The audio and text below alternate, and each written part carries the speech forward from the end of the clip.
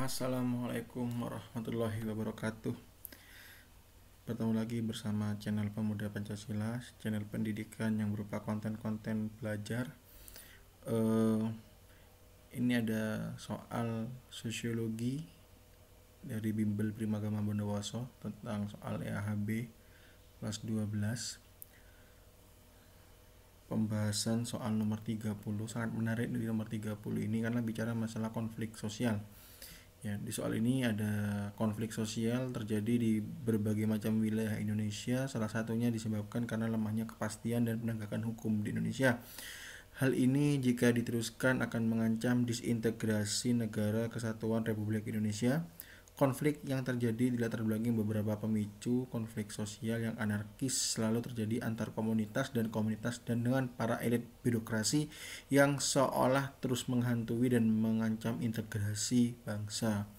Integrasi bangsa, di sini ada kata-kata mengancam integrasi bangsa, berarti mengancam persatuan dan kesatuan.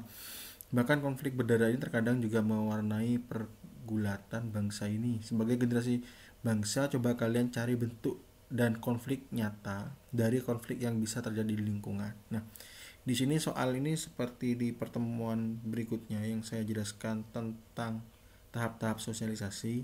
Di sini disuruh mencocokkan, ya, konflik ekonomi apa, konflik budaya apa, konflik diagonal apa. Di sini ada 3 macam jenis konflik. Di sini konflik nyata yang kiranya dapat merusak persatuan dan kesatuan, ya, seperti soal tadi di nomor 30. Nah, contoh dari konflik ekonomi itu ternyata ada di nomor 4. Konflik Amerika dan Cina dalam memperebutkan saham nikel yang ada di Indonesia. Nah, di sini jelas bicara konflik ekonomi karena bicara masalah saham. Saham di sini kan urusannya sama keuangan pastinya. Ya, ini jelas sudah. Konflik Amerika dan Cina yang membahas dan yang memperebutkan masalah saham nikel di Indonesia. Karena konflik ekonomi itu konflik yang selalu berurusan dengan material, ya. Terus ada konflik budaya. Di sini konflik budaya ternyata ada di contoh konflik nomor 3. Konflik antara suku mengenai sistem kekerabatan yang berlaku di masyarakat. Nah, kata kuncinya konflik budaya di sini adalah suku dan sistem kekerabatan. Sistem kekerabatan dan suku itu bagian dari produk budaya.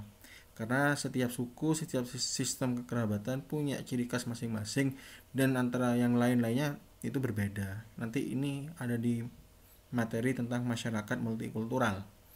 Ada konflik diagonal, ternyata konflik diagonal ada di nomor 1. Konflik antara PT bersama segenap jajaran dan pemerintah daerah yang didukung oleh rakyat. Nah, ini jenis pengertian konflik, ya, yang sering terjadi di masyarakat. Nah, di sini ada pembahasannya, ya. Ada pembahasannya secara detail. Nah, konflik diagonal merupakan konflik yang terjadi karena ketidakadilan sumber daya alam pastinya, ya. Nah, ketidakadilan.